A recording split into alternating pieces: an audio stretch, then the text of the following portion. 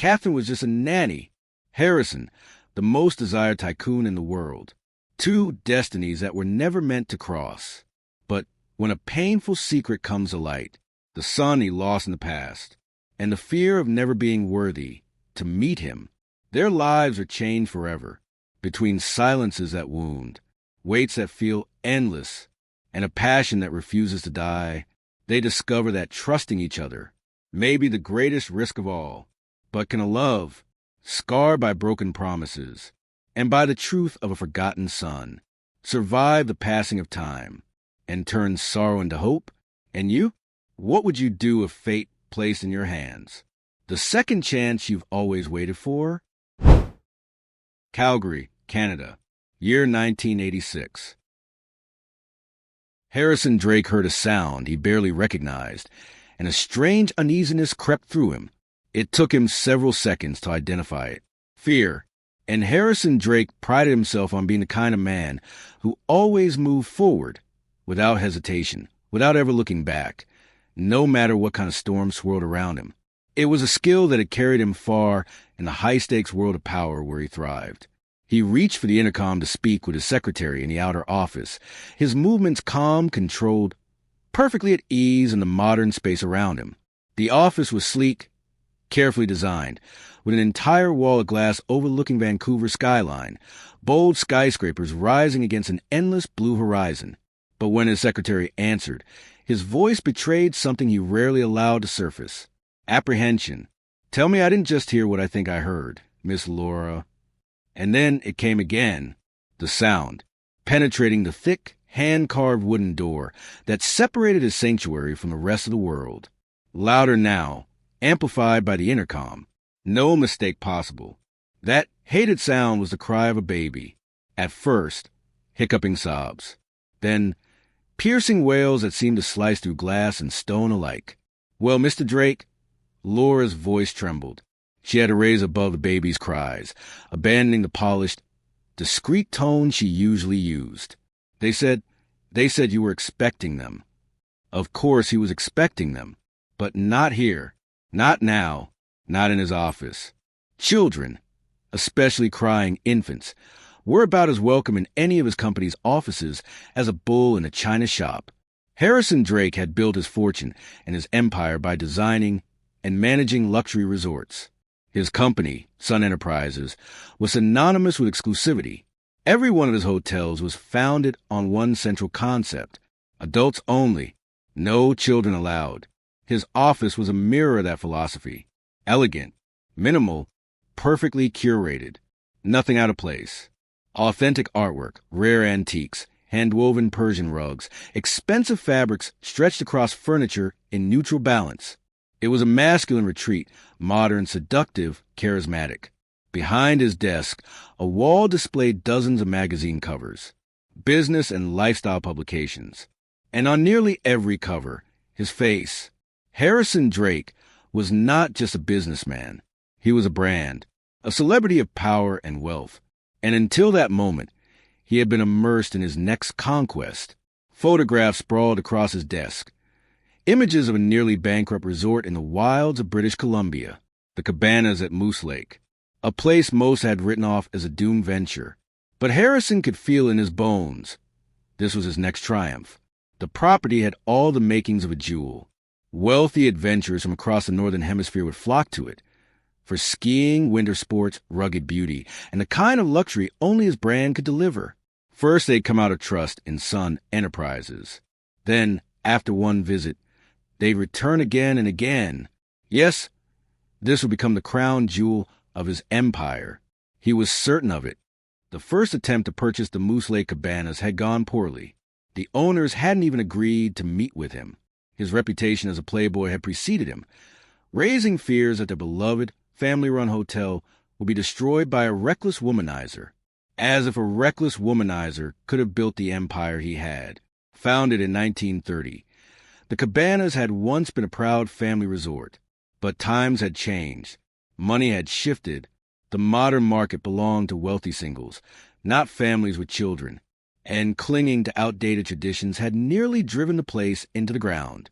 Harrison intended to change that.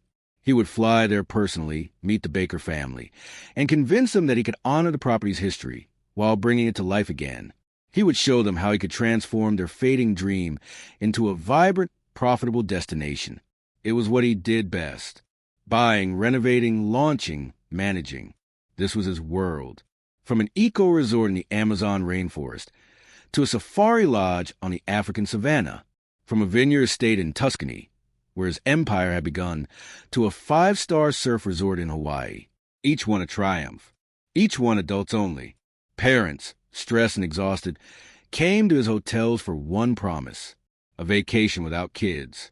And now here he was, facing the shrill, unstoppable wails of one very real baby.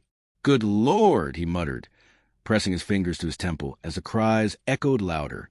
How can something that small be that loud? No wonder his sister, Caroline, the domestic goddess, the perfect mother, had jumped at the chance to accept his gift, a luxury vacation in Hawaii. She and her husband deserved a break. But why were they here now? The flight wasn't scheduled until tomorrow morning. He had arranged everything down to the last detail. The children would be handed over to a world-class nanny he had hired, while Caroline and her husband would enjoy paradise. Simple, clean, controlled. But this was chaos. "Miss Laura," he snapped into the intercom. "What exactly is going on out there?" "There's a woman here, Mr. Drake," Laura stammered, "with 2 children, a baby and a little girl. She says—" "I know exactly who they are," he cut her off. "What I want to know is why they arrived a day early, and why that baby hasn't stopped screaming."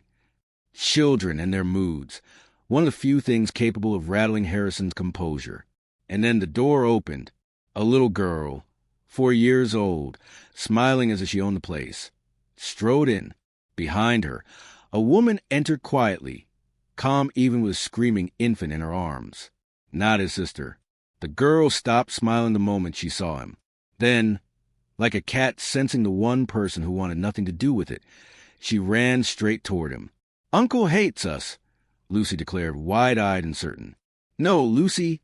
Harrison forced a smile, shaken by how quickly she had thrown him off balance. "I don't hate you. I'm afraid of you. There's a difference." The woman, plain, serious, dressed in the most practical uniform of a nanny, met his eyes then. No makeup, hair pulled into a strict bun, though a few dark strands escaped. A plain blouse, a long skirt, heavy tights, sensible shoes. Around her neck, a delicate golden locket, but her eyes, turquoise, deep luminous, and in them he saw judgment. For a moment, the carefully curated perfection of his office seemed to fade. She was real. Katherine Winslow. She said firmly, "The children call me Kate." Or Miss Pringy. Harrison thought with smirk, remembering Lucy's slip. The baby, Jake, was still wailing when she stepped forward. Unexpectedly, she held him out to Harrison. "Would you mind holding your nephew for a moment, Mr. Drake? I need to fetch a clean diaper." For the first time in years, Harrison Drake froze. The empire builder, the billionaire, the man who never flinched, stood there paralyzed as a squirming, red-faced infant was placed in his arms. And then disaster. A stain spreading across his silk tie and crisp white shirt. "Oh, God," he muttered. "He's killing me."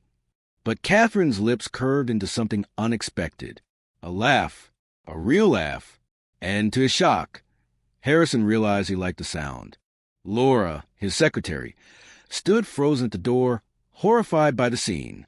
"Mr. Drake, is there anything I can do?" Harrison glanced at Katherine, then at the squirming baby in his arms. "What do you need?" he asked. "Lunch," she replied simply. "The children haven't eaten yet." "Lunch? At 11 in the morning?" "Mr. Drake, children eat at this time." He exhaled sharply, defeated. Of course. In less than an hour, his sanctuary had turned into chaos. And he, the master of order and control, had no idea what to do. She suggested, "While I change Jake, perhaps you could order food." And just like that, Harrison Drake, the billionaire who commanded empires, found himself clearing his priceless crystal vase on the coffee table, covering it with a sweater to hide its nude carvings, and asking his secretary to order sandwiches and juice. When Katherine returned with a freshly changed, smiling baby, she noticed covered vase and said softly, "Thank you." Lucy grabbed a chip from the tray. "It's not nice to be naked, Uncle," she announced matter-of-factly. Harrison opened his mouth, then caught Katherine's warning look and quickly shifted. "Anyway," he muttered. He tried to insist they should all be sent to Whistler, to a beautiful resort where they could stay out his way. But Katherine didn't flinch. "No, Caroline told us we'd be with you. And I don't take orders from you, Mr. Drake. She is my employer, not you." Her calm defiance unnerved him. No one spoke to Harrison Drake like that. He pinched the bridge of his nose. "Miss Winslow, I have important business. A trip, commitments. There's no possibility you'll be staying here with me." "I'm afraid there is," she said evenly. "Children don't need cold, cavernous hotels with hired entertainers. They need to be with people who love them. So, yes, Mr. Drake, we'll spend the holidays with you." Harrison nearly choked. With me? This woman had lost her mind. Or maybe his sister had. Either way, someone was insane. But then, he looked down, at the baby in his arms, at the little girl staring at him with wide, accusing eyes. His blood, his family. For the first time in years, something inside him shifted. Be a better man, he told himself. Finally, Harrison Drake surrendered. "Fine, Miss Winslow," he said quietly. "You win. I'll take the children." She arched an eyebrow, half surprised, half sarcastic. But it didn't matter, because for the first time in a very long time, Harrison Drake was about to do the right thing. Kate sat in the back of the taxi, furious. "The next time I see Caroline, I'll kill her," she decided. This entire mess was unacceptable for a woman who prided herself on her steady nature and her unshakable calm. And Harrison Drake, he was exactly the kind of man who could throw her completely off balance. A walking package of masculinity and charm.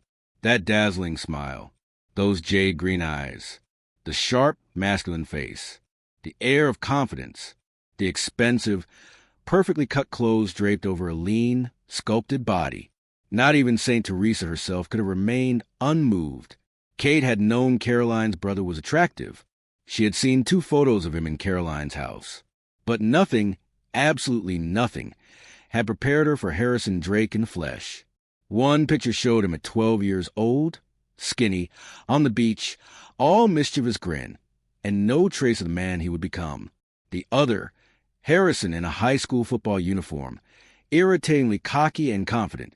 Handsome, yes, but only a faint glimpse of the man now sitting at the top of the business world. He never finished high school, Caroline had once said with a touch of sadness. Kate had assumed the sadness was over his wasted potential. Caroline always spoke of him as the annoying younger brother, the one who dismissed every attempt at her well-meaning advice. From what Kate had gathered, he managed a hotel or maybe a travel agency. Not that he was the CEO of one of the most powerful companies in the world. So when Kate saw his face in a glossy celebrity magazine, she had been stunned. The article called him powerful, driven, charismatic, and yes, dangerously charming. His bold idea, creating luxury resorts exclusively for adults, was hailed as genius. And the photographs, they captured none of the boys she had seen in Caroline's family albums. This man radiated magnetism, sensuality, confidence. He was entirely at ease in his body, exuding a kind of power most men never mastered. The magazine also linked his name to glamorous women. Actress Monique Bellevaux, pop star Carla Kensington, heiress Stephanie Wingerstone. Kate had boarded the plane, already convinced she wouldn't like him. Arrogant, entitled, a man whose life had been too easy, measured only by looks, money, and fleeting success. A man who traveled the world breaking hearts without ever feeling pain himself. And when he failed to show up at the airport, leaving her and the children stranded, her suspicion seemed confirmed. To him, Lucy and Jake were nothing compared to his endless parade of models, actresses, and business deals. But then, something unexpected. When she placed the baby in his arms, something flickered across his face. a shadow, a depth that didn't match the glossy magazine profile. For just a moment, she saw it. His life wasn't all champagne and parties, and that unsettled her even more. Stop it, Kate warned herself. The children would spend one night here, and tomorrow she would figure out the rest. The original plan, spending a week with him, was impossible, utter madness. But was staying with their uncle truly the best thing for Lucy and Jake? Harrison had made it clear children unsettled him. His entire empire was built on keeping them away. Whatever noble impulse had suddenly driven him to play the hero, she wasn't buying it. Why had he invited them in the first place? And worse, how long could she, a woman with blood in her veins, resist a man like Harrison Drake? Her hand brushed against the locket at her neck. Brent had given it to her before leaving for Europe. A promise, he had said, I'll come back for you. But promises break. And so did he. Sometimes she thought she should stop wearing the locket, yet she couldn't. It was a reminder of love's fragility, of men's unreliability, and still of hope she couldn't quite kill. She had grown up knowing love was never like in the movies. That passion didn't heal wounds, didn't rewrite the past, didn't guarantee the future. Her parents' explosive divorce had taught her that. Their love had turned to hatred so fierce it scorched everything around it, especially the children. Thank God for the Bennetts, for Caroline, Thomas, Lucy, and Jake. They had pulled her into their family when her world collapsed. They had saved her.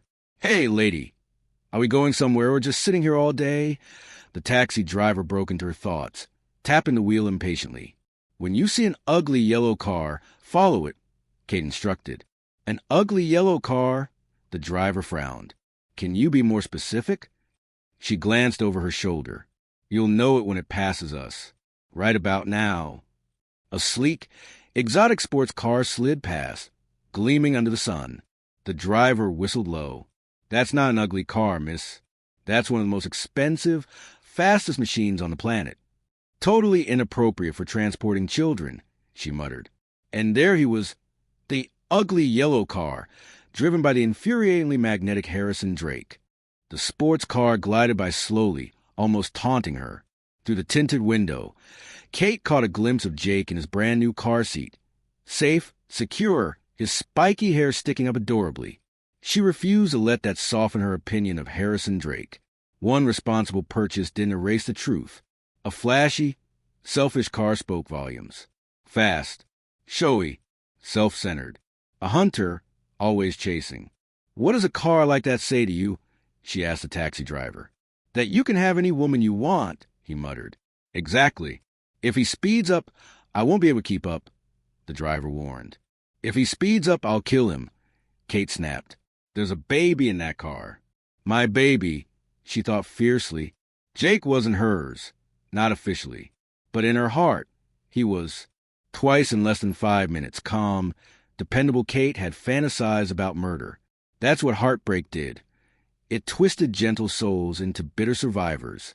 Beside her, Lucy hugged the teddy bear Harrison had delivered to the office. The bear wasn't fixing anything, not in Lucy's eyes. Uncle Harry was still the villain who had stolen her mother away. Lesson 1 for Uncle Harry. Kate thought, you can't buy affection. Minutes later, they arrived at Harrison's building. Kate tried, she really tried, not to be impressed, and failed. The towering structure gleamed with white marble, glass, and water features. Lush gardens framed the entrance. A black onyx fountain sparkled in the sunlight. Of course, he lived in one of his own hotels. Harrison appeared at the taxi window, Jake in his arms, and paid the fare with effortless charm. He greeted the doorman and the porter by name, carried himself with a kind of grace that made even Kate's breath falter. And worst of all, he looked completely at ease holding the baby. She followed him inside, through a soaring lobby of polished marble and soft leather chairs. The first 5-star hotel she had ever set foot in. And yet, the most beautiful thing in that lobby was Harrison Drake, carrying Jake as though he had done it all his life. Danger zone, Kate warned herself. They stepped into a private glass elevator. The city opened around them. Deep blue bay, sailboats, surfers, a cruise ship in the distance. Kate forced herself to focus on the view, not on Harrison's shoulder brushing hers, not on expensive cologne, or the warmth radiating from his body. This is madness, she thought. What have I done? Insisting the children stay here. The elevator opened. His apartment stretched out before them like a dream. Floor-to-ceiling windows, sheer white curtains floating in the breeze, exotic plants on the terrace. Inside, sleek white sofas, glass, leather, steel, a fireplace framed in copper-tinted glass. The kitchen looked like something from a design magazine. Granite counters, French cookware, a climate-controlled wine cellar. Kate's throat tightened. "This is impossible," she blurted. "I can't stay here with the children. They'll destroy everything in 20 minutes. They're just things," he said calmly. She stared at him in disbelief. Did he really not understand? He only smiled, already moving across the room. "I'll lock the wine cellar. And order toys. What should I get?" Before she could answer, Lucy shouted, "The royal princess set, the tent, the dog named Robert, and the royal wedding carriage." Harrison balanced Jake on one arm, dialing his phone with the other. Kate sighed. He's about to learn the most expensive lesson of his life. When Lucy disappeared into the sofa cushions, sulking, Kate shook her head. A piece of paper and a pencil will entertain her far longer than a princess set. Harrison looked scandalized. "Tic-tac-toe? That's it. Yes. Just spend time with her. That's what matters. Not winning. Not losing. Just being there." He glanced at Lucy, then back at Kate. "I have a lot to learn." "Yes," she said softly. "You do." But his eyes locked onto hers, intense and unsettling. "And so do you, Miss Winslow." Her breath caught. He lifted her chin with one finger, his touch gentle yet commanding. For one terrifying moment, she felt herself melt. Then she jerked back, clutching Jake. "You'll be staying in the room at the end of the hall," Harrison said smoothly, as if nothing had happened. "I had a crib put there." Kate forced a polite smile. "Perfect." He turned to Lucy. "Hey, Lucy, want to play tic-tac-toe?" After a moment of stubborn hesitation, Lucy nodded. Kate hurried down the hall with Jake, escaping before her trembling knees betrayed her. Inside the guest room, luxurious, romantic, decadent, she whispered to the baby, "We have to get out of here, Jake, before Caroline gets any ideas." She undressed him for his bath, trying to focus on the simple joy of caring for him. The moment his laughter bubbled in the water, hers followed, and for a while, with Jake splashing happily in her arms, the chaos, the heartbreak, and the dangerously tempting presence of Harrison Drake faded away. "Where's Kate?" "Boo! She's gone. Ah, there she is." Kate's playful voice, mixed with Jake's happy squeals and the splash of water, drifted down the hallway into the living room. Harrison sat on the sofa across from Lucy, watching her draw X's on a tic-tac-toe board with fierce concentration. Jake's laughter rang out again, bubbling with delight. Who would have guessed that the solemn, slightly tense Miss Winslow could be so fun, so unexpectedly light-hearted? Not that it was the whole truth about her. No, the truth was what he had felt when his finger brushed her skin. "I won," Lucy shouted triumphantly, slashing her line of X's. Something strange was happening to him. His carefully structured life had been thrown into chaos. Yet instead of being rattled, he felt relaxed. Like a tightly wound spring inside him was finally uncoiling. Watching his niece, tongue tucked between her teeth as she prepared for another round, listening to Kate's laughter with the baby down the hall, Harrison felt something in his chest he hadn't felt in years. It couldn't be longing, could it? He had everything men dreamed of. Success beyond imagination. A car that purred like a beast. An apartment in the sky. Women as plentiful as apples on a tree, ripe for the picking. And yet, all of it paled in comparison to the sound of a baby's giggle, a little girl's victory shout, the softness of a woman's skin under his touch. His sister's scheming had worked. Somehow, she had planted thoughts in his head that had not been there this morning.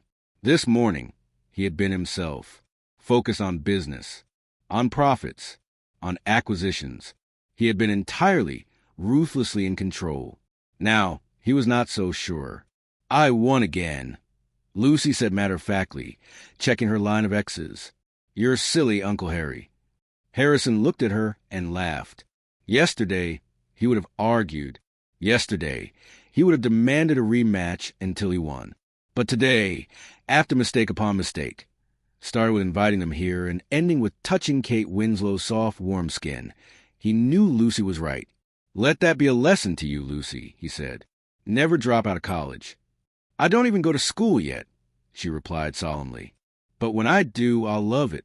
I'll never, ever want to stop." Harrison's laughter faded. Once, he had felt that way too. College had been his kingdom. He loved the classes, the games, the girls, the parties. He had been the golden boy. And then there was Sarah. They were the couple everyone envied. The king and queen of campus. Looking back now, Harrison could see it clearly. What they had called love was shallow, flimsy. And when she became pregnant, reality struck. He hadn't been afraid. No, he had been excited, determined to do whatever it took to give his child a family, a good life. But Sarah crushed that hope with a single sentence. "I'm not keeping it." Something inside him died that day. And yet, when the baby was born, Harrison held his son, just for 5 minutes. And in those 5 minutes, he knew he was born for this. The warmth, the weight of his child in his arms, the fierce wave of love that consumed him. Nothing else mattered. Nothing else ever would. But then, the baby was gone. And Harrison Drake was never the same.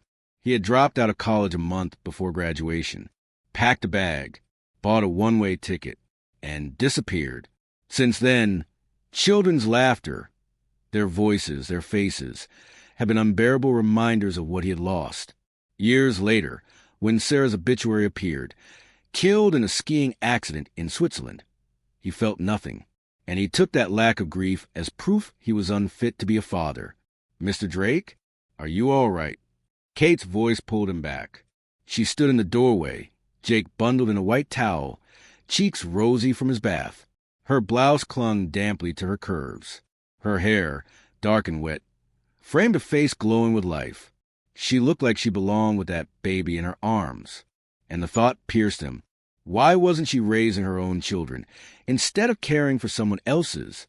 "Yes, of course," he stammered, rising from the sofa. But he wasn't fine. Being near Kate and the children was stirring things he had buried long ago, things he could not allow himself to feel. All he had to do was survive this night. By morning, they would be gone. He'd send them away, or she'd choose to leave.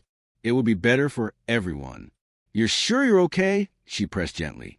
As fine as a man can be after losing 33 games of tic-tac-toe to a 4-year-old. Lucy giggled, still drawing on the back of the paper. A crooked family. Mother, father, child, all smiling with oversized heads. The life he had walked away from. His son would have been 3 years older than Lucy. Would he have looked like her? Mr. Drake. Lucy laughed at the way Miss Pringy scolded him. "Sorry," he muttered. "Let's get something to eat.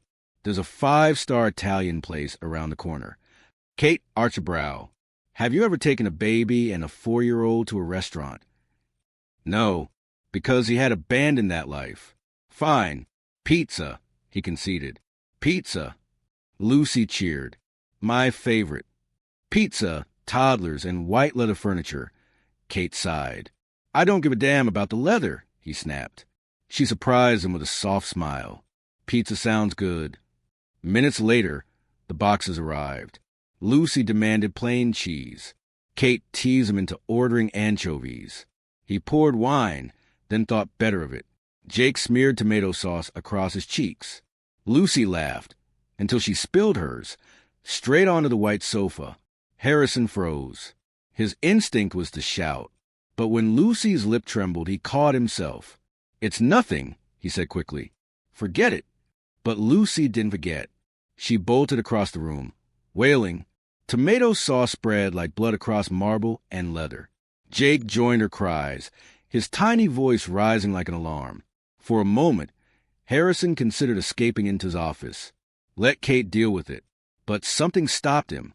He hung up on Michael Baker, his one chance at securing the Moose Lake deal, and turned back to the chaos. He gathered Jake into his arms, sauce and all, and sat beside Lucy. "You want your mom," he said softly. "Of course you do." Something in his voice made her still. She pressed against him, sucking her thumb, her sobs fading. Jake quieted too, resting his head against his chest. Harrison sat there, stunned, holding silence in his arms. Kate watched from across the room, her eyes searching his face. "They're just tired," she whispered.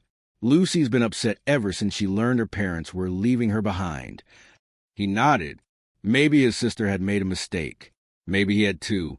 Later, he carried Lucy to bed for the first time in his life, covered her with a clean sheet, stood over her, wondering if his son had someone like this. Someone gentle, loving, decent. The thought burned. He stumbled from the room as if chased. Kate met him in the hall, her own eyes full of questions. "It's like you've seen a ghost," she said softly. "A kind of ghost," he admitted. Then, forcing a smile, "Just remembering how my apartment looked before the pizza." She laughed, and he found himself laughing too. They cleaned the mess together. Him, Harrison Drake, billionaire, scrubbing sauce from marble and leather like it was the grandest adventure of his life. Later, in the kitchen, he offered her wine. She refused gently. Instead, her voice dropped low, rough with truth. "I love these children, Harrison." And he believed her, entirely. But her next words cut deeper than he expected. "I think we should leave tomorrow. The kids need space to play. A home, not this glass castle." Her eyes said something more. "I need to stay away from you." And he knew she was right. Still, when she smiled faintly and finally called him by his name, Harrison, his chest felt too full for breath. He watched her later on the terrace, her hair lifted by the sea breeze, her hand brushing the locket at her neck, a secret hidden there, just as he hid his own. He turned away, desperate for control, and called Michael Baker back. Michael answered warmly this time, but his words struck hard. "We've decided not to accept your offer. The cabanas will remain a family resort." Harrison pressed forward. Persuasion was his weapon, charm his armor. He spoke of heritage, of adventure, of vision. And at last, Michael hesitated. "Perhaps we were too quick to judge," he admitted. And then a surprise. "Why don't you bring the children for a visit? My wife and I would love to meet them. Let's talk about the resort in person." Children, at the Moose Lake Cabanas. Harrison almost laughed.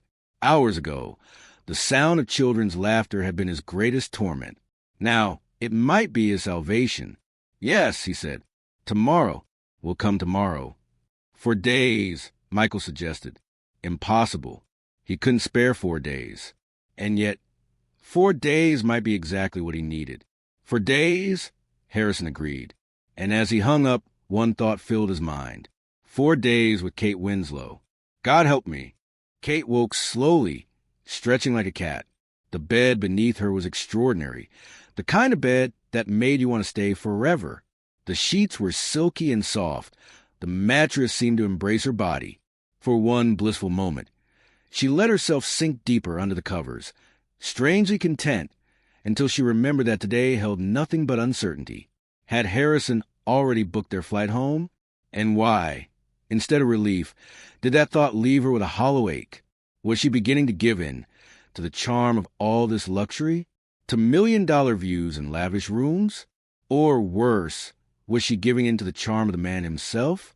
Those deep jade eyes, that self-assured voice, the ghost of his touch still lingering on her skin. Whatever fragile peace she had felt evaporated instantly, leaving in its place a knot of dread, as if she were perched at the top of a roller coaster, waiting for the plunge. Anxiety, excitement, or some dangerous combination of both. Her fingers brushed against her locket, a reminder, a warning of where these feelings led.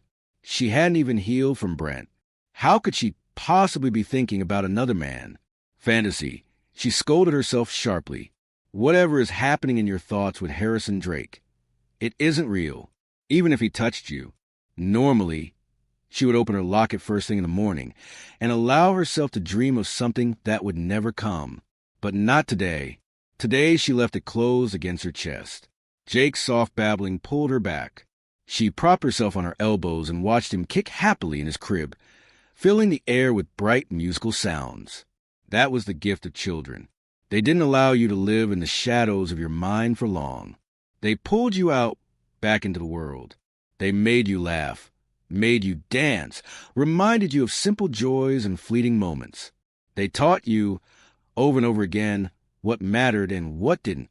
Jake was especially good at it. He stretched out his tiny arms toward her, singing his own made-up song.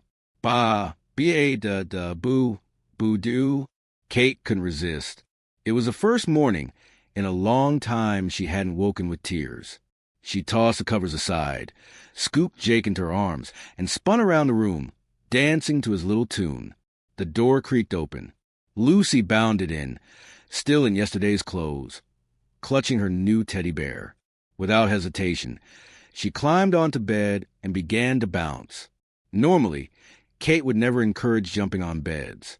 But these were holidays, weren't they? Just for a few hours, she decided to let go. Laughing, she bounced alongside Lucy with Jake in her arms. They laughed, they tumbled, they collapsed in a heap of giggles on the mattress, until the room grew quiet. Kate looked up. Harrison Drake stood in the doorway, a steaming mug of coffee in his hand, a faint smile curving his lips. Unlike her, he was already dressed. Khaki pants, a crisp shirt tucked neatly in place. Clean-shaven, his golden brown hair still damp, his face smooth and striking. Kate's fingers itched with the urge to touch his cheek, to test if his skin was as soft as it looked.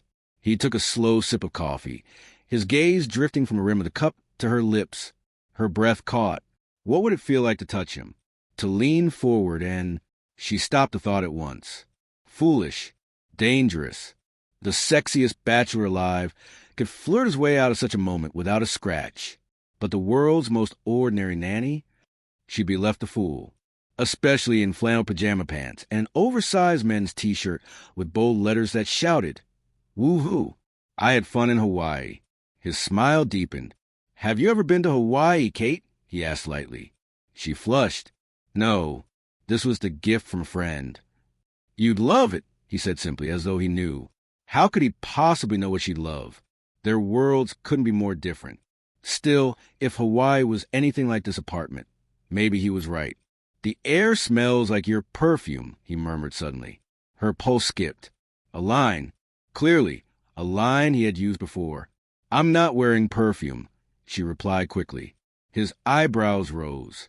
Really, he sounded genuinely surprised, as if somehow Hawaii truly smelled like her. And then she realized, with Jake perched on her stomach, Lucy tangled in the sheets. They were having a strangely intimate conversation. She scrambled upright, adjusting the baby in her arms, running a hand through her wild, static hair. He took another sip of coffee, eyes lingering. "Maybe it's your hair that makes me think of Hawaii." Heat crept into her cheeks. A different woman would have known how to answer. A woman who could wink, laugh, toss her hair, and tease about skinny dipping in warm Pacific waters. But Kate was not that woman. She had sworn off men, sworn off romance, sworn off foolishness. Even so, her face burned. And judging by the satisfied gleam in Harrison's eyes, he knew it. "I ordered breakfast," he said smoothly. "Fruit, yogurt, anything else you like. Cereal." Lucy piped up eagerly. "She'll have yogurt," Kate cut in firmly. "Thank you. If you'll excuse us, I'll get the children ready." "I think you look perfectly fine just as you are," he said quietly. "Don't feel you need to dress for breakfast. I want you to feel at home here." Her throat tightened. "Why?" she wanted to ask. "Why make me feel at home when we're leaving?" But instead she only said, "We're leaving soon." "Until you do," he answered gently. Then he closed the door behind him. Minutes later, Kate had the children washed and dressed.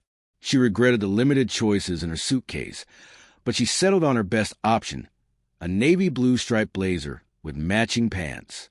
Efficient, professional, almost a challenge to his invitation to feel at home. At the last moment, she dabbed on a touch of makeup, grateful for forgotten cosmetics bag buried in her purse.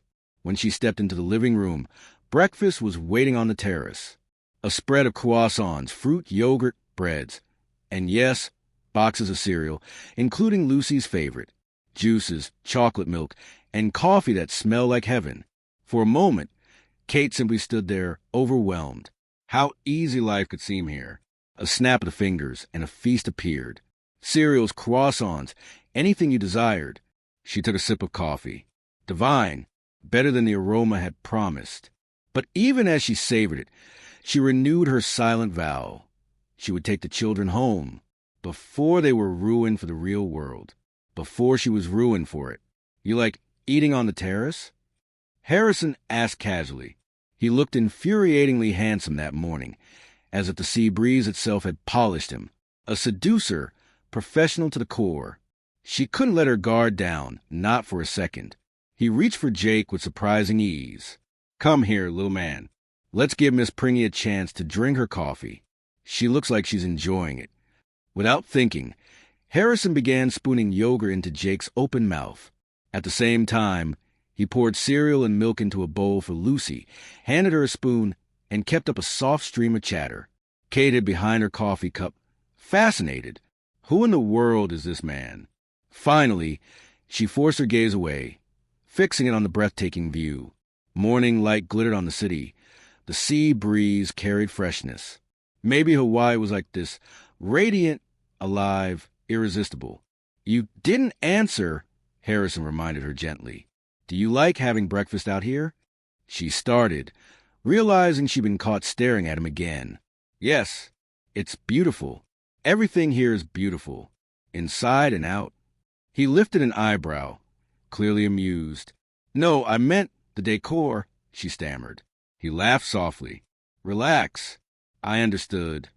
She tried. She told herself to enjoy the moment, the place, the view, but she couldn't.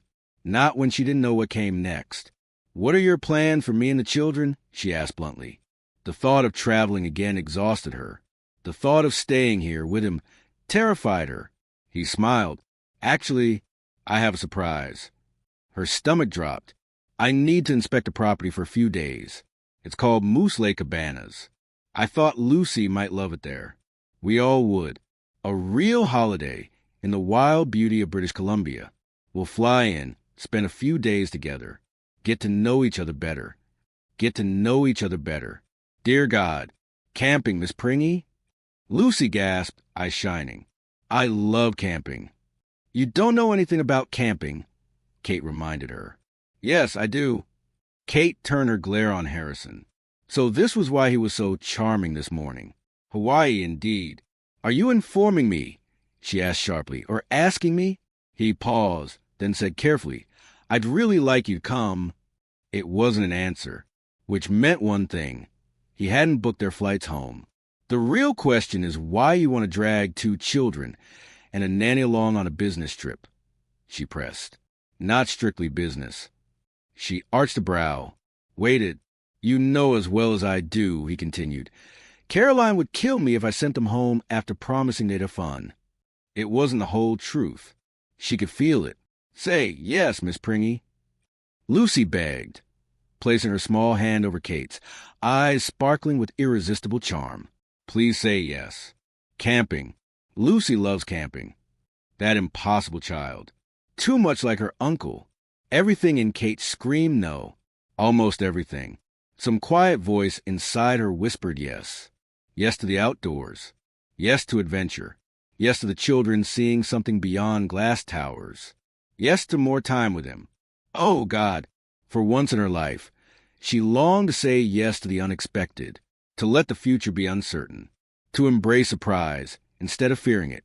Her sensible world had given her nothing but heartbreak. What do you mean by fly? She asked instead, searching for safer ground. I'm a licensed pilot, Harrison said. I'll fly us there in my plane. Her mouth went dry. Is that safe? Safer than driving every day, he replied smoothly. Did you know you're more likely to die in your own bathroom than a plane? She stared. Who could argue with that? And worse, who could look at their bathroom the same way after hearing it? That was the danger of a man like Harrison Drake. He could turn your world upside down with a single sentence. He could make the safe seem terrifying. and make the Terrify himself seem like the only natural choice. And maybe he was right. Maybe the most dangerous thing of all was never to risk living. Kate drew a long breath, took Lucy's hand. "All right," she said softly. "When do we need to be ready?"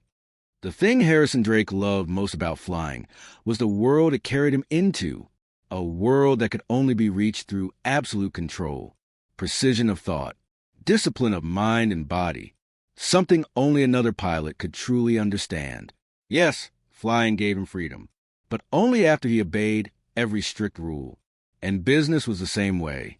Hard work, logic, discipline, they led to predictable outcomes, a sense of order, satisfaction, achievement. But relationships were chaos. They followed no rules, no plan, no guarantees. Like Kate, not that he had a relationship with her. She was his niece's nanny. A stranger, really. And yet, one look from those turquoise eyes, and a man could be lost forever. He had seen something in her that day on the plane. And again, when she walked out his guest room with Jake wrapped in a towel, her blouse damp, her laughter spilling from her eyes.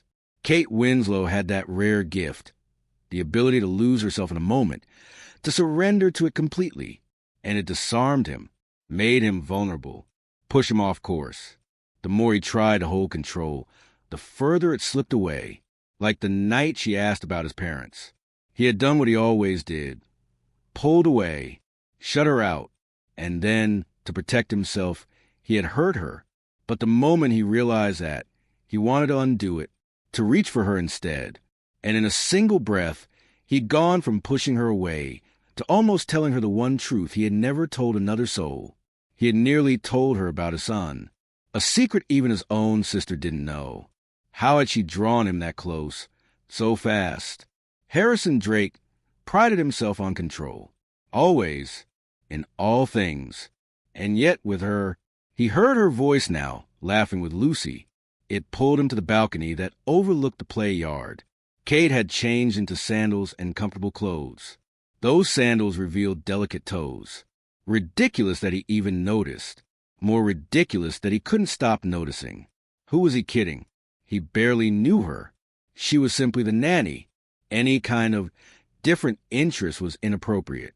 And yet, God help him, there was something about her that pulled him harder than any other woman he had ever known. And Harrison had known many. Beautiful women, glamorous women, women who wanted him. He had always kept them at arm's length. With them, he had tricks, lavish dinners, jewels, champagne. Enough glamour to create an illusion of intimacy. But Kate Winslow? Kate would ask questions. She would expect more, deserve more. It was a blessing, he told himself, that he hadn't kissed her when he wanted to, that he had pulled back from temptation just in time. With a sharp breath, Harrison dragged his suitcase across the mezzanine, changed into casual clothes, and stepped outside to the terrace.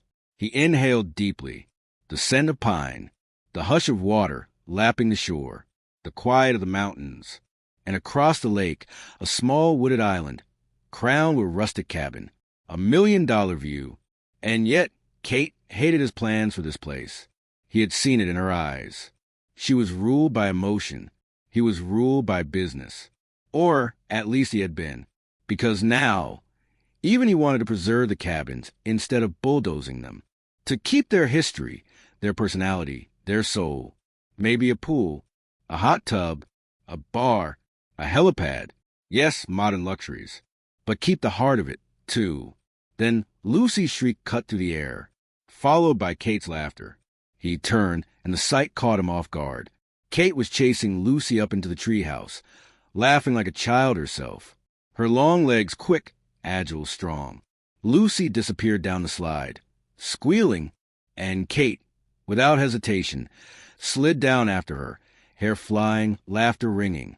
And suddenly, Harrison couldn't think of a single woman in the world who could compete. Not one who would throw herself down a children's slide just to share a laugh. At the edge of the playground, Sally sat on a bench with baby Jake at her feet. He dug solemnly at the sand with a tiny plastic shovel, as if building an empire of his own. And Harrison thought of tearing this playground down, replacing it with something sleek. But how could he now?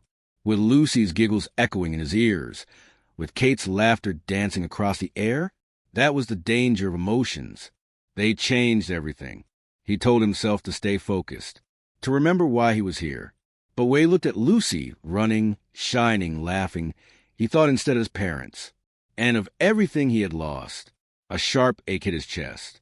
He remembered summers at the beach, endless days in the sun, his parents' laughter, the easy joy of a family. And then a truth struck him like a blow to the gut. I need my son. I need him with me. Only then will I feel whole again. Only then will I feel love. That thought had always been buried deep inside him. But here with Kate, with Lucy, with Jake, it clawed to the surface. When Harrison had given up his son, he had given up his dream of family too. He had shut the door on it. And now he saw how hollow that choice had left him. Yes, he was successful, one of the most powerful men in the world. But without his son, without love, what was he? For the first time in years, Harrison admitted the truth. He was a man who had failed. He shook it off roughly. Business. That was why he was here. He'd focus on the resort, on Michael Baker. He strode down toward the playground. Sally rose with a smile, gathering her things. I was about to go start dinner, she said. The children are yours. And with that, she left him alone with Jake. For a moment, Harrison stood there, weighing his options. Then he sat down in the sand beside Jake. Uncomfortable, yes, but real. He found a spare shovel, helped Jake fill the bucket, and together they flipped it upside down, creating the start of a sandcastle. Jake promptly smashed it to pieces, laughing in delight. Lucy came running, breathless. What are you doing? Kate appeared too, her eyes flicking toward him. Something about her was different. She wasn't wearing her locket. He noticed instantly. Harrison handed Lucy a bucket, pretending to orchestrate a grand construction site. Good job, Drake, he thought. Take control. Why don't you and Kate bring some water from the lake? He suggested. We'll build the biggest castle ever. Before he knew it, he wasn't bored at all. He was caught up in the project. And Kate, she was right there beside him, carving little windows into the towers, her tongue caught between her teeth as she concentrated. Every few minutes, she'd push back her hair impatiently. It made him imagine what it would feel like, his fingers slipping into that hair, pulling it gently back for her. He shut down the thought and helped Lucy dig the moat, defending their creation from Jake's gleeful attacks with his shovel. And somewhere in the middle of it all, his discomfort disappeared. Happiness, slippery, elusive happiness, settled over them like golden morning light. He laughed at Lucy's chatter, at Jake's silly faces. Kate laughed too, and for one shining moment, they were family. Lucy ended up in his lap, sticky and wet, her finger in her mouth. Jake smelled like dirt and baby powder. Kate was glowing, and Harrison thought, astonished, that reality was better than any fantasy he had ever imagined. For a few days, business didn't matter. Success didn't matter. What mattered was here, with them. That night, they ate Sally's home cooking. Bread, stews, cakes, fresh fish from the lake. The cabin smelled of coffee and baking, warmth and comfort. Later, with the fire crackling, they played board games with Lucy, while Jake watched from his basket of blankets. And the next day brought sunshine, walks through the forest, more sandcastles, and even a canoe ride along the dock. When the children napped, Harrison and Kate sat on the porch together. The kids are exhausted, he said, sinking into his chair. Honestly, I think I need a nap more than they do. You've been a wonderful uncle, Kate teased. World's best sandcastle builder. It meant more to him than any magazine title. More than sexiest bachelor alive. Thank you. And you, he hesitated, then smiled. You've been wonderful too. Just by being you. Color rushed into her cheeks. He liked that. He wanted to see it again. Best toes in the world, he added wickedly. She laughed, embarrassed, tucking her bare toes under her legs. You're being silly. I'm serious. Let me see them. She hesitated, then wiggled her toes at him, playful. He laughed. She laughed, and it struck him how easy it was to make her laugh, to make her blush. I love the view from here, Kate said softly, hugging her arms around herself. Especially that little cabin. If I ever had a honeymoon, I'd want it there. Marriage, honeymoons, things Harrison never discussed, never wanted, and yet he wanted to see her blush again. Those toes, he murmured. If any toes were meant for glass slippers, it's yours. Some lucky man will fall head over heels. He'll chase you across the world. He'll kiss each one of those toes. I'm surprised it hasn't happened already. Her cheeks flamed scarlet. Oh, she whispered, her voice catching. I gave up on fairy tales. Men, most of them, are wolves in sheep's clothing. Her hand lifted unconsciously to where her locket usually rested. Empty now. You're probably right, he admitted quietly. But deep down, he hated that truth.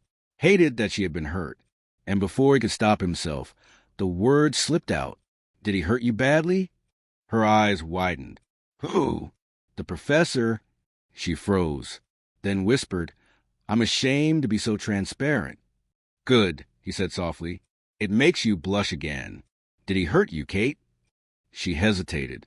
Then in a trembling voice, No, I hurt myself. He doubted that, but the pain in her voice made him want to track that man down and destroy him. Instead, he wanted to hold her, to take away the sorrow she carried. The children woke, breaking the moment. The day ended with laughter, with fresh trout at dinner. And when Kate announced she and Lucy would sleep in the treehouse, Harrison found himself blurting, like a fool, that he wanted to join them. It was the worst night's sleep of his life. Lucy wedged between sleeping bags, the baby in a wicker basket at their heads, and Kate, so close he could breathe in the scent of her hair, so close he could reach out and touch her. But he didn't. He stayed awake beneath a sky full of stars, listening to her breath. And in the morning, with laughter and blankets being folded, he looked into her sleepy turquoise eyes and wondered, honestly wondered, if he could ever go back to his old life, his empty life. Because here, without phones, without TV, without business deals, life was something else entirely. Life was her. Katherine Winslow hadn't been in many awkward situations in her life. But this one could easily be crowned the most embarrassing moment of all time, if such a thing were ever a TV contest. And to make matters worse, she was stuck in it with the world's sexiest, most handsome, most infuriatingly charming, bossy, and utterly irresistible bachelor. As if she needed a reminder that she'd just seen him in soaking wet clothes, every perfect line of his body defined in the firelight. What had started as a day full of promise had turned into a disaster. The darkness had fallen on the small island faster than she ever thought possible. She had collapsed in front of him, pouring out secrets she had never shared with anyone. Then, when the canoe drifted away, she'd been devastated. And yet, Harry had opened up too. He had told her things. Real things. For once, she wasn't drowning in self-pity. She was listening. When he dove into the lake to save the canoe, Kate realized, only a fool like her would end up alone on an island with Harrison Drake, mourning a boyfriend she should have been over months ago. It wasn't his fault. She should have known better. Because this was the secret weapon of men like him. Men who always got women. They listened, but it was becoming harder and harder to keep seeing Harrison as some shallow playboy. Not after the way he spoke of his family, the tenderness in his voice. Brent suddenly seemed like a cartoon character in comparison. Harrison Drake was real. There was trust between them. Ridiculous. Impossible trust, considering they'd known each other only a handful of days. And that was why her guard had slipped. That was why she'd let him in. It was his eyes. That sharp, green fire that seemed to look straight into her soul. Something inside her had whispered, he's interested in you. And God help her, she had believed it. Now here they were, stuck in the old honeymoon cabin where countless couples had stripped each other's clothes off for the very first time. Except no couple had ever looked like them. This is so embarrassing, she muttered. Forget embarrassing, he said, crouched in front of the fireplace, feeding small sticks to the flames. Then, with a casualness that nearly killed her, he peeled off his wet pants. Just like it was nothing. Of course, for the world's sexiest bachelor, It probably was nothing. Still, at least he'd warned her. At least he'd given her the chance to look away before wrapping himself in one of the cabin's many wool blankets. "See," he said lightly. "Decent. You should take off your jeans too, Missy. Wet clothes will make you sick." She froze. I can't," she stammered. He raised a brow. "Can't. They're stuck. The wet fabric. It clings to me. I can't get them off." His lips curved, wicked amusement dancing in his eyes. "Miss Pringy, are you asking me to help you undress?" "No," she snapped. "You love making me blush, don't you?" "If I were looking for a new hobby, that would definitely be it," he teased, chuckling. "This isn't funny, Harrison. I just need a blanket. Please." He stood, another blanket in his hands, and crossed the room, but his gaze had sharpened, analyzing the situation as if it were a business problem he intended to solve. Her jeans were unbuttoned, the zipper down. She'd managed to tug them partway down her hips before they stuck there, tight, immovable. "You're too tense," he decided. "I'm too cold," she snapped. And she was. Her hands were ice, her lips almost blue. Oh, God, if she stayed in wet clothes much longer. "Don't laugh," she warned. "I'm not laughing," he said, though his jaw tightened suspiciously. His eyes gleamed like he was biting the inside of his cheek to stop himself. She narrowed her gaze. "You are laughing." "I'm trying not to," he admitted. "Well, try harder." "Fine."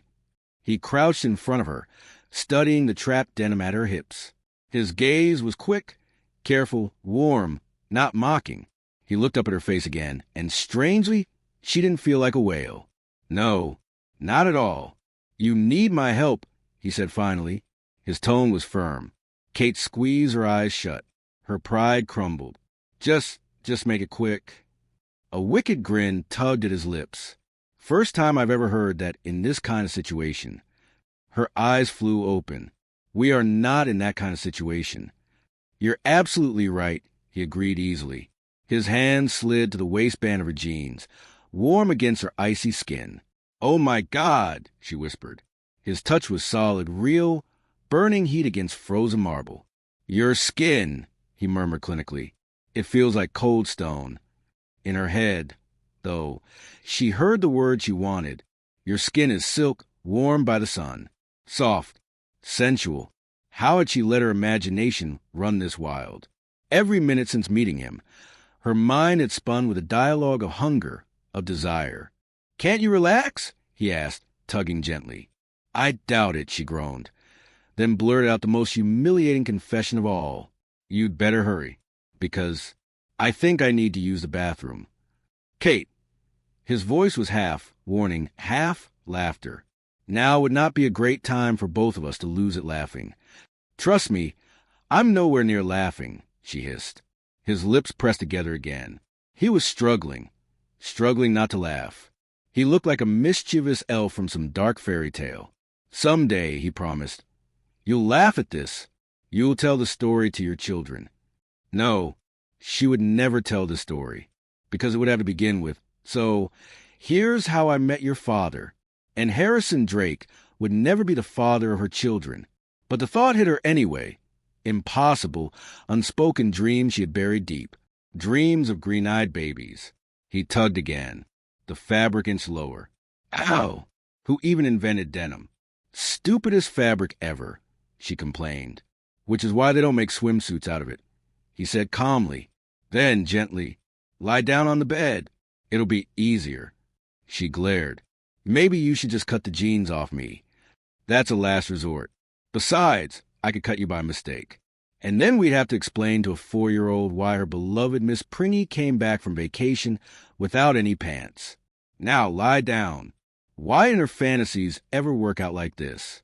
Every woman on earth would die to hear those words from his lips. "Lie down."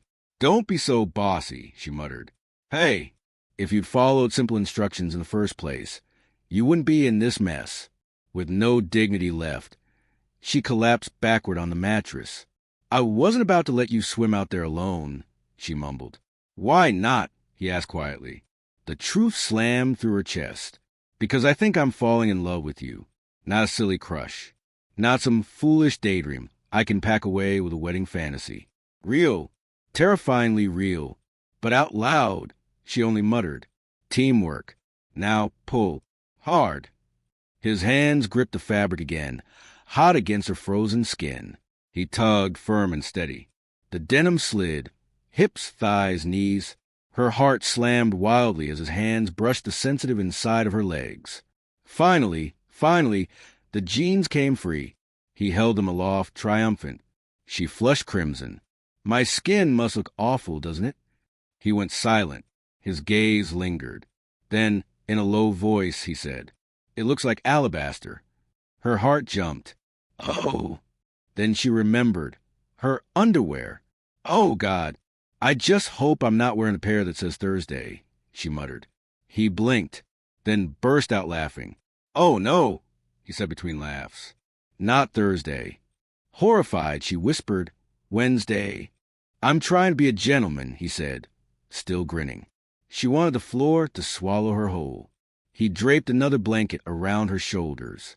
His hand lingered, warm and steady. "Don't be ashamed," he murmured. And for the briefest moment, she wasn't, because when he smiled at her like that, so soft, so unguarded, he wasn't the billionaire playboy. He was a boy on the beach, long ago, the one who still lived somewhere behind those jade-green eyes. That night, curled on the sofa before the fire, he handed her half a chocolate bar. Cabin, fire, chocolate, Harrison Drake. It was lethal. She tried to resist. She failed. The words slipped out before she could stop them. "I find you very attractive." His head tilted. Then, softly, he said, "I find you attractive too, Kate." His hand slid through her hair, slow and sure, tangling in the strands. He leaned closer, breathing her in. She melted. Every vow she had made to stay guarded went up in flames. She kissed him, tentative, trembling, then bold. And when he kissed her back, it was like surrender, fierce, hungry, certain. "Burn," she told herself. "Burn." His lips devoured hers. His voice, low and husky, whispered, "I've wanted this for so long. You taste like rain. Your hair smells like wildflowers. You won't be disappointed, Katherine." Her body answered before her mind could object. Her hand slid across his chest, exploring hard muscle and soft skin, and he trembled beneath her touch. "Stop," he rasped suddenly. She laughed breathlessly. "No." He pulled away, standing, his hair bronze in the firelight. His voice was rough, pained. "We're not doing this, Kate. My sister would kill me." "You're bringing up your sister now?" she demanded, incredulous. "She's always in my head when I'm trying to do the right thing," he muttered bitterly. She stood, threw the blanket aside, and whispered dangerously, "Then maybe I don't want you to do the right thing." Before either of them could act, a sound shattered the cabin. The distant hum of a motorboat. He stiffened, relief flickering in his eyes as he seized the excuse. "It's Michael. He can't reach us until morning," he said. "We'll have to stay here tonight." And just like that, the fire between them smoldered into silence. But for Katherine Winslow, one truth burned bright. She had come within seconds of losing herself completely to Harrison Drake, and part of her still wished she had. "Delicious," Kate murmured, still embarrassed. "Thanks for making dinner." "Hell hath no fury like a woman's scorn," Harrison thought grimly, trying not to stare at her. But she was eating spaghetti, and when her lips formed that perfect little O as she sucked in a strand, he nearly groaned aloud. The way she twirled the noodles with a fork and spoon. It was the most beautiful thing he'd ever seen. The old propane stove in the cabin barely worked.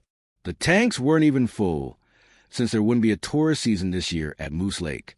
He'd done what he could with a skillet and a dented pot over the fire. The result was far from delicious. But hunger was the best seasoning. "It's all burnt," he muttered. Something flickered in her eyes. Hurt. But then she masked it with indifference. The truth was, no food would have tasted good tonight. Not even lobster tails or truffles. Because everything in his mouth tasted like ashes. Burnt wood. He had rejected her. Wounded her. And now he was left with nothing but guilt.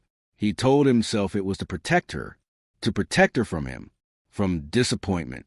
But every time she twirled those noodles, his resolve melted like sugar in boiling water. He made the mistake of glancing at her again.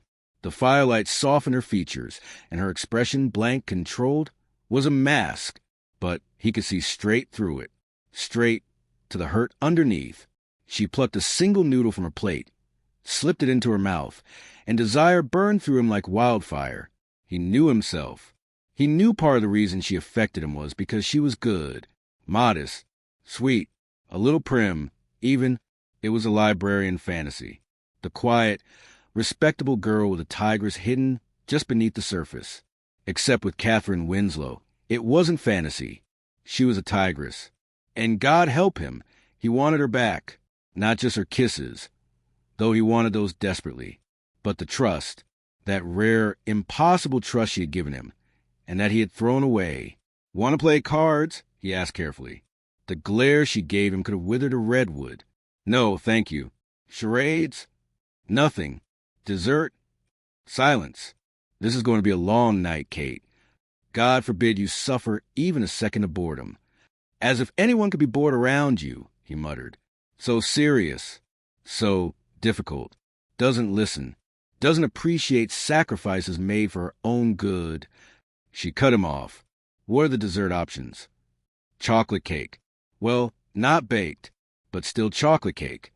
Grateful for the reprieve from her scorching eyes, Harry rose, blanket tied around his shoulders, and dug through the cupboard. With the dim light, he managed to find a box of cake mix, dumped it into a pot, added water, stirred over the fire until it thickened into something. He returned, spoon in hand, and sat on the sofa. "Want some?" "Of course." The girl who can't even squeeze back into her jeans will forgive anything for chocolate, even bad chocolate. "Don't say that, Kate. You look incredible in those jeans." He hesitated, then asked softly, "Forgive me for what?" Her eyes narrowed. "I wanted to keep kissing. You didn't." "I need a friend more than I need another kiss," he said quietly. "You know how fast things can explode when people go too far, too soon." "Almost," he added, "before they're ready." But that would mean admitting he might be ready one day, and he wasn't sure if that was true. "Come on," he coaxed gently. "Forgive me. Eat the cake or whatever this is." His chest stopped moving until, thank God, she shifted closer on the sofa. He lifted a spoonful, handed it to her, and tried, really tried, not to watch the way her lips closed around the spoon. But he watched, and he burned. Sharing that spoon felt like something straight out of the Kama Sutra. The chocolate mush was awful, but it was hot, sweet, and together they finished every bite. And Harrison couldn't remember a dessert tasting better. "Tell me something no one else knows about you," he asked, craving back that intimacy they'd once shared by the lake, even if it was dangerous. She eyed him skeptically. "Is this one of your Playboy lines?" No, his voice was steady. And it was true. He had never said those words to anyone. Still, suspicion lingered in her gaze. Rightfully so. "When I put that spoon in my mouth," he confessed silently to himself, "all I could think was that it had just been in yours." Aloud, he said, "I was a total skeleton until 9th grade. I already knew that. Your sister showed me a picture." "Where everyone could see it?" he demanded, mock outraged. "Probably posted on the internet," she teased. "Try again." For a moment, something darker begged to be revealed. A secret he had carried too long. A burden aching to be lifted. But instead, he smirked. "Sometimes I let one slip in elevators." Her eyes widened. "No, you don't. That's disgusting. Real men usually are," he deadpanned. "You're the first person I've ever admitted it to." "Wow. That really kills any chance of me wanting to kiss you again." "That's good," he muttered.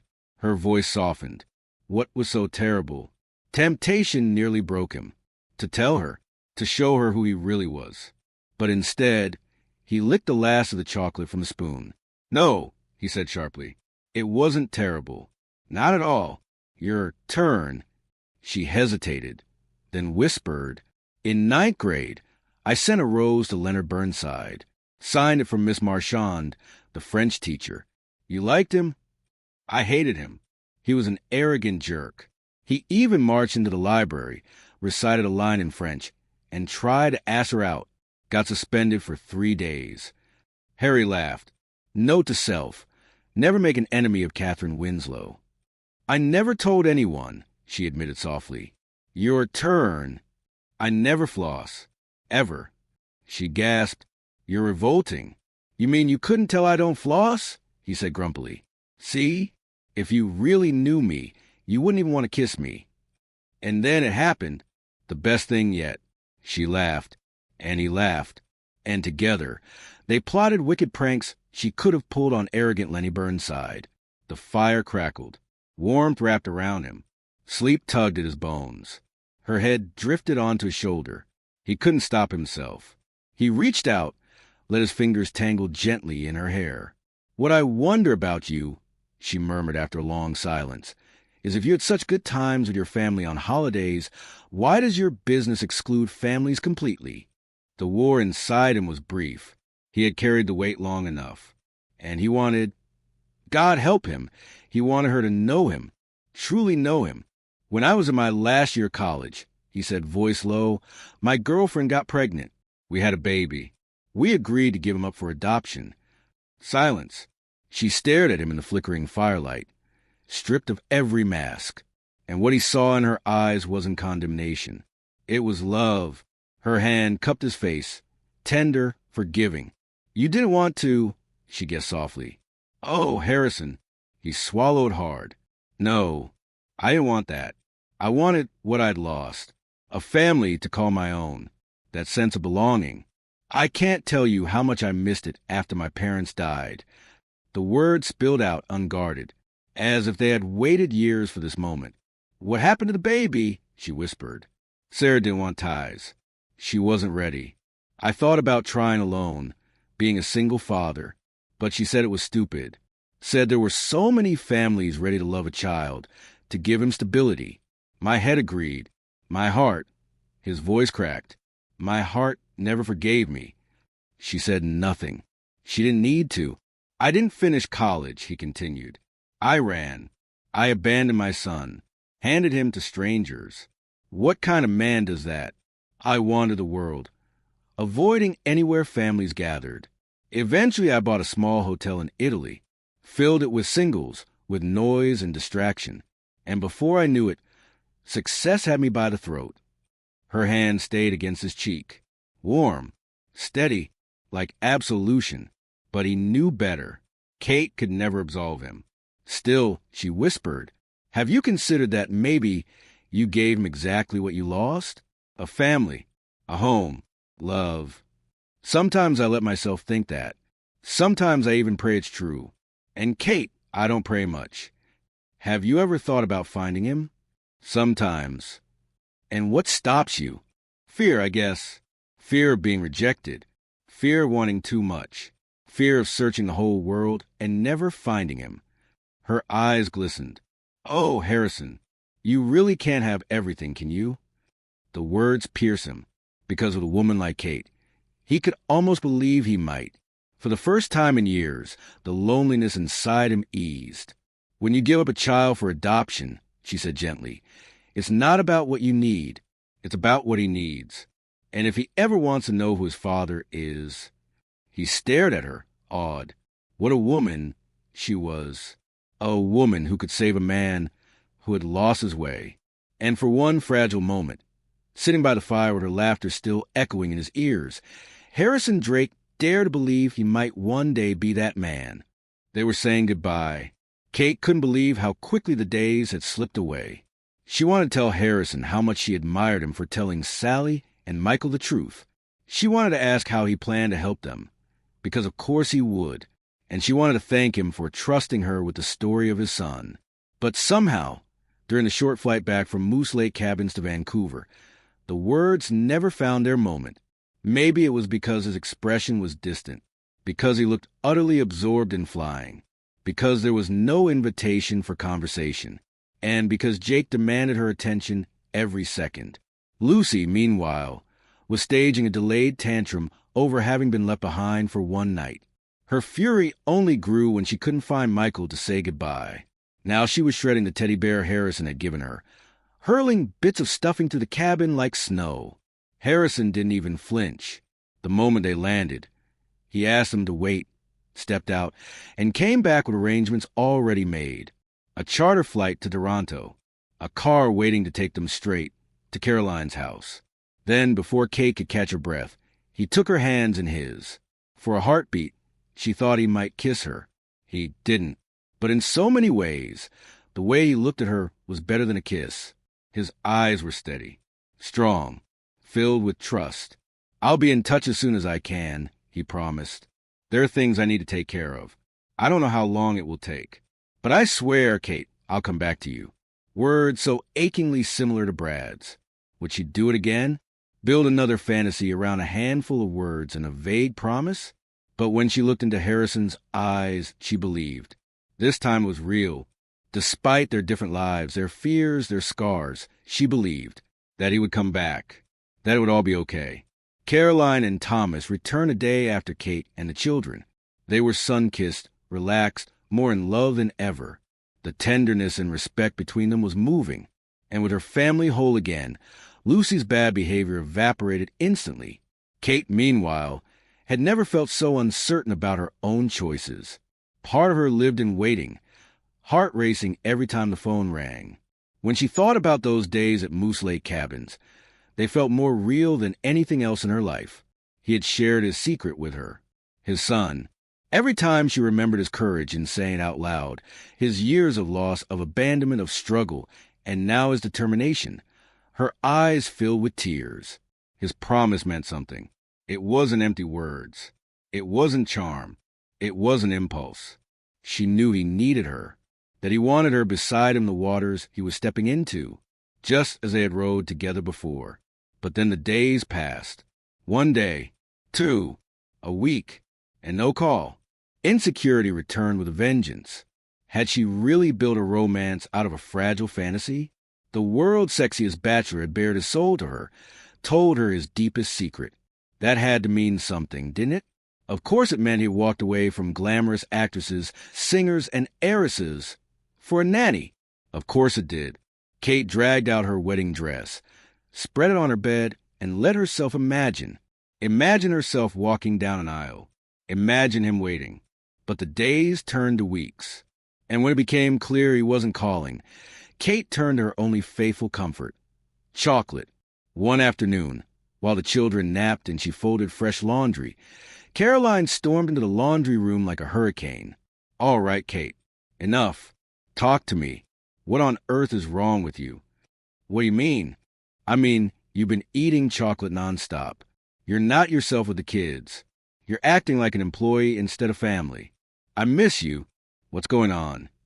"Oh, the usual," Kate lied. "Everything that happened with Brent and life." Caroline froze. Then her eyes lit with an unwelcome realization. "It's not Brent," she guessed. "It's my brother. What did Harrison do to you?" "Nothing," Kate said quickly. Too quickly. "I'm going to kill him," Caroline muttered. Kate's mind flashed in horror. Caroline on the phone, telling her brother how lost and broken Kate was, how meaningless her life had become without him. And him saying, "Kate who?" Forgetting her completely. "You weren't matchmaking, were you?" Kate asked suddenly. "You didn't think your brother and I would be a good couple, did you?" "Of course not," Caroline said firmly, eyes darting everywhere except Kate's face. Kate groaned. "Oh my God, you set us up." "No, not officially." "And unofficially?" "Oh, Kate, I love you so much. And I love him. And you both seem so lost. So determined to choose all the wrong things for yourselves. I just thought maybe putting you together couldn't hurt. But it did, didn't it? Did it?" Kate thought of those days with Harrison. The joy of discovering him and herself. Even if he never called again, how could she ever regret that? "I'm going to kill him," Caroline repeated. "Caroline," Kate said slowly, "your brother didn't do anything to me. I did things to myself." "What does that even mean?" Caroline demanded, skeptical. "It means I have an imagination that fills in the gaps reality leaves behind. And the moment Kate said it, she understood. She had grown. She was no longer the girl who waited for a man to come back from across an ocean. No longer the woman who sat by the phone, hoping. She was a woman who stood on her own, a good professional, a good friend.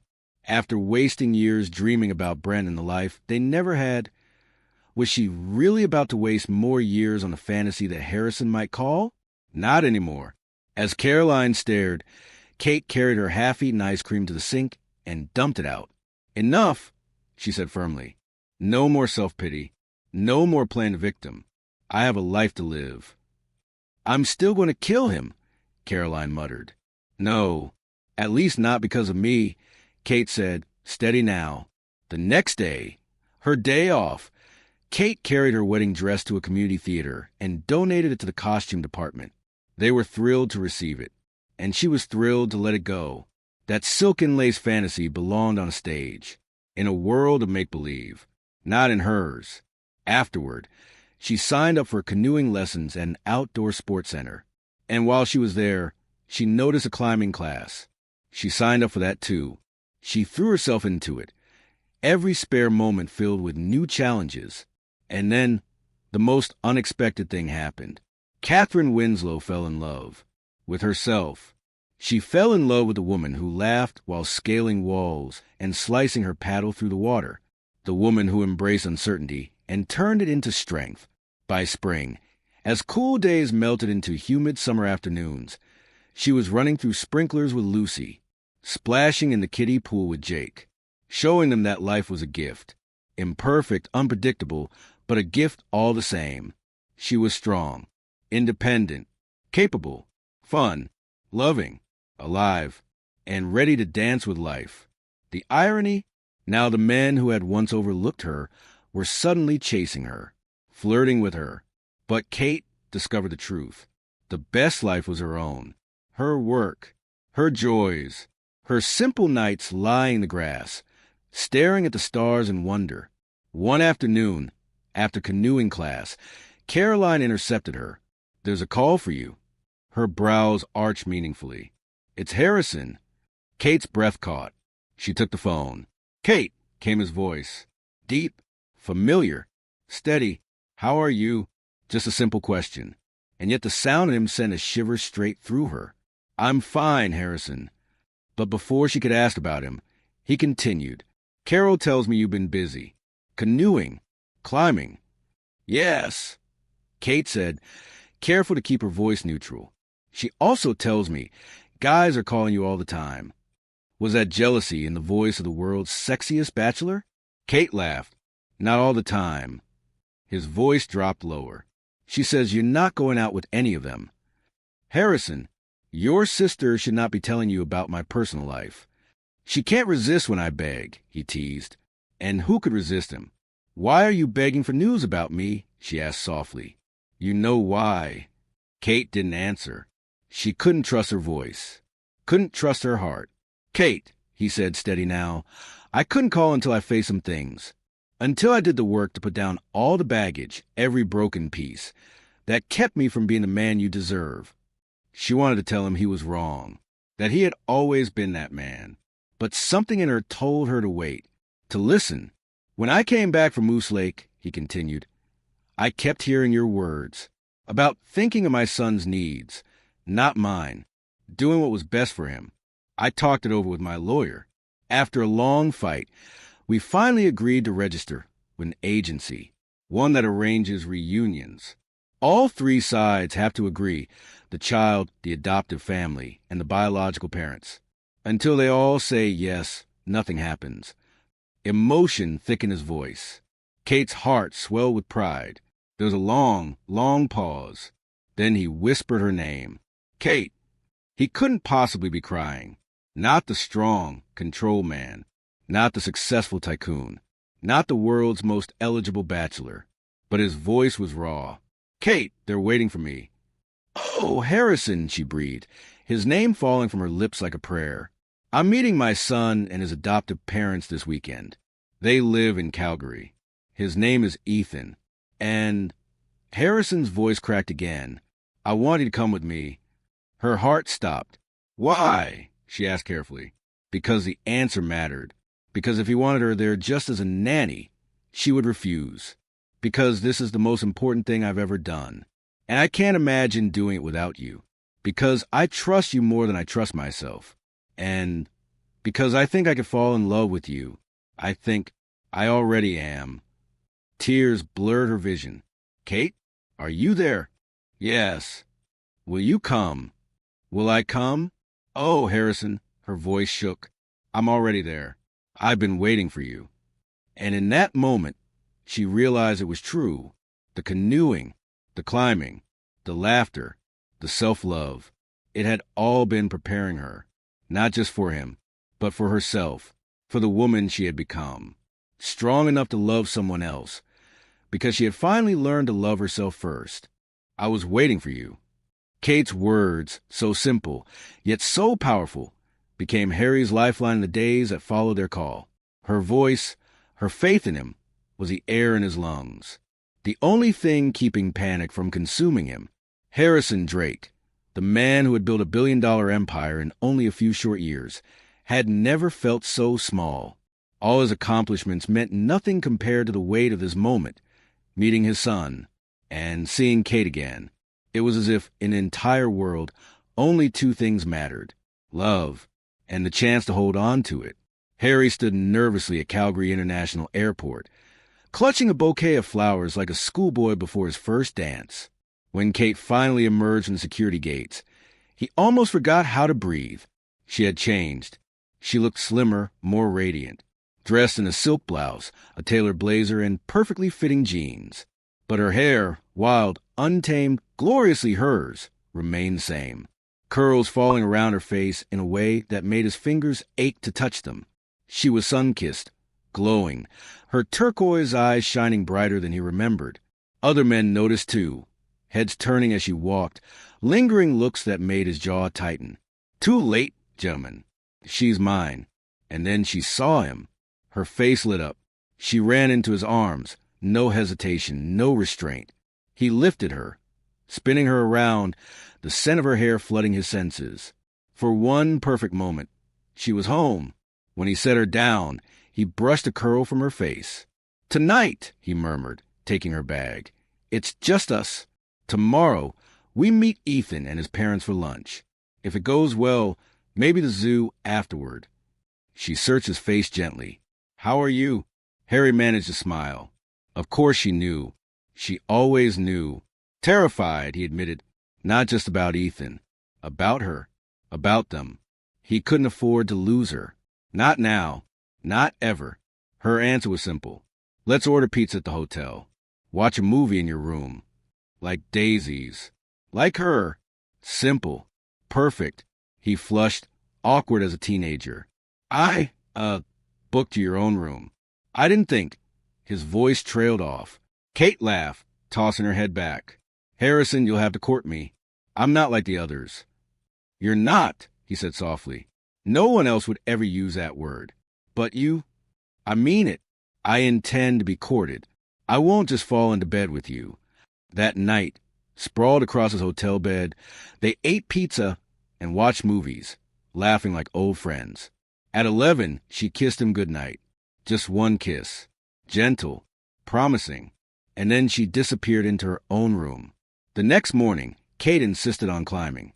"You need to burn off that nervous energy," she teased. She reached the top faster than him 3 times, but the tension in his chest eased. Later, they walked through a mall together. He wanted to buy Ethan a teddy bear, but Kate rolled her eyes. 7-year-old boys don't want stuffed animals. She was right, of course. And Harry's relief was instant, because what he really wanted to buy was everything else. Remote control cars, soccer balls, skateboards, video games. "Choose one," she said calmly, grounding him. He obeyed, with the remote control car tucked under his arm.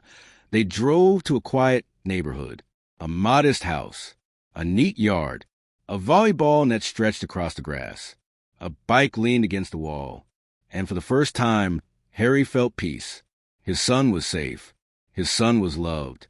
A better life than Harry could ever have given him back then. Kate's hand slipped into his. He squeezed it, holding on for strength, before pressing the doorbell. A golden retriever barked with uncontainable joy. And then a warm, smiling woman appeared. Red hair, kind green eyes. Behind her, a sturdy, friendly man with the look of a hockey coach. And then the world went still. Ethan bounded into the room. Brown hair, green eyes, brimming with confidence. The kind that comes from knowing you are cherished. He skidded to a stop, patting the dog's ears, then looked at Harry curiously. "You look like me," Ethan said matter of fact. "From the picture Mom showed me. I couldn't tell. Hey, Mom, can I get a frog?" Laughter broke the tension, and in that moment, Harry felt the pieces of his life fall into place. For the first time, it all made sense. Introductions were made, but they felt unnecessary. Somehow, this group of people was already a family. The weekend passed without anything grand. And yet, everything was extraordinary. Grilling burgers in the backyard, playing frisbee with the dog, walking through the zoo, sitting on the edge of Ethan's bed, trying to read him a story while fighting back the knot in his throat. Harrison Drake, the man who had built his fortune on creating extraordinary experiences, made the most humbling discovery of his life. Ordinary moments are extraordinary when they're shared with the right people. The secret ingredient was simple: love. He realized sometimes a man has to work with love, but most of the time he must simply surrender to it.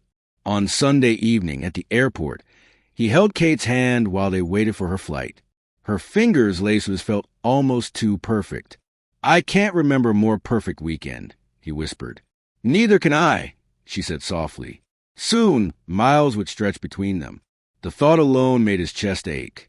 He needed, to give her something to hold on to. They stopped in front of a jewelry store. Diamonds glittered beneath the glass. "Choose one," he urged. "Anything to remember this weekend." "No," she said, smiling. "Please. So you'll remember me. So you'll know how much I care. How much I'll miss you." "No," firmer this time. He frowned. Maybe too expensive? Too much too soon?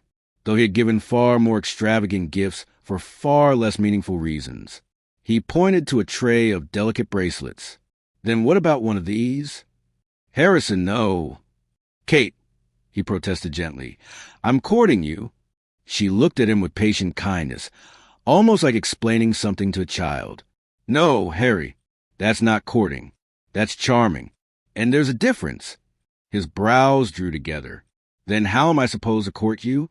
For you, the easy thing is gifts.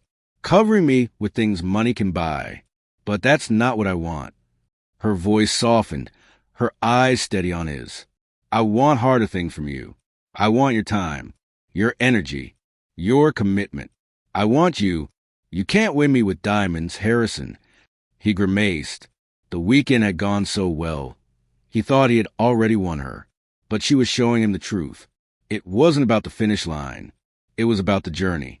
Kate didn't want a rich boyfriend or a wealthy husband. She didn't care about trips, clothes, or jewels. She wanted a real life, with him or without him, but always with herself. "Kate," Caroline said, "could you just say yes already? My brother is driving me crazy." They both stood by the window, staring at the front lawn. Overnight, 300 pink plastic flamingos had appeared, glowing against the first snow of winter, and with them a giant banner. "Kate, I love you. It's been 6 months," Caroline continued, "and every single day he's more insanely in love with you. Just say yes." "I'm not sure flamingos meet my criteria," Kate replied, her lips curving with amusement. "He used money. He had to rent them, or borrow them, maybe even steal them, but he didn't buy them. And I bet he froze out there last night, spelling your name across that banner with his own hands. If that isn't love, Kate, I don't know what is. Say yes." "Yes to what?" Kate asked innocently. "He hasn't asked me anything yet." She smiled softly, allowing herself to feel the tenderness behind the ridiculous birds planted on the snow. When she had challenged Harrison to court her without his wealth or power, she never imagined how far he would go. The only exception she made to his no-money rule was airplane tickets. Even she had to admit, It's hard to be courted if you never see each other. So Harrison flew to Toronto. She flew to Vancouver. Or they met halfway in Calgary, spending weekends with Ethan and the Morgans. Caroline was right. Her brother was crazy, but in the most extraordinary way. No woman had ever been courted the way Katherine Winslow was being courted. When the weather was still warm, they climbed rock walls together, paddled canoes side by side. To his disappointment, Kate insisted on paying her share. She asked him to donate his portion to the center instead, so that underprivileged kids could take classes for free. Harrison found an old guitar and sang to her. He played terribly, and his singing was even worse. Dogs in the neighborhood howled until they were hoarse. But to Kate, listening to him butcher a love song was more precious than any ticket to a concert in Vancouver. Tickets she had refused once she saw the price. He built her a cedar box with his own hands after she declined the antique one he wanted to buy. He was a worse carpenter than singer, yet Kate had never seen anything so beautiful. Inside, he placed treasures that no amount of money could ever buy. His mother's wedding ring, a piece of lace handmade by his grandmother, a baby shoe of his own, and a photograph of Ethan as an infant. He was giving her his history. He crafted a locket to replace the one she had thrown into the lake. His version was made of papier-mâché, pressed with his fingerprint. She wore it until it began to fall apart, and then placed it inside the cedar box with the rest of her treasures. He baked her heart-shaped cookies, free-form, uneven, awful. They tasted terrible, but she loved them. One of their most romantic nights was a simple dinner of spaghetti, handmade by Harrison, prepared with nothing but love. He once sent her a small box in the mail, filled with dental floss. A bizarre gesture, meant to prove he was a new man. Was it used? Caroline had asked, horrified, when Kate opened the package. "It doesn't matter," Kate said, tucking the envelope safely into her treasure box. "Someday I'll show this to my kids. And I'll tell them, your father once gave me plaque." "You're just as disgusting as he is," Caroline groaned. Then her eyes widened. "Wait, kids? Has he asked you to marry him?" "Not yet." "Well, he'd better.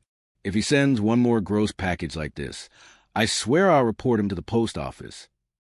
On weekends, when Harrison flew to see her, he taught Kate to fish in the little canal near Caroline and Thomas's house. They never caught a single fish, but they did catch a frog for Ethan.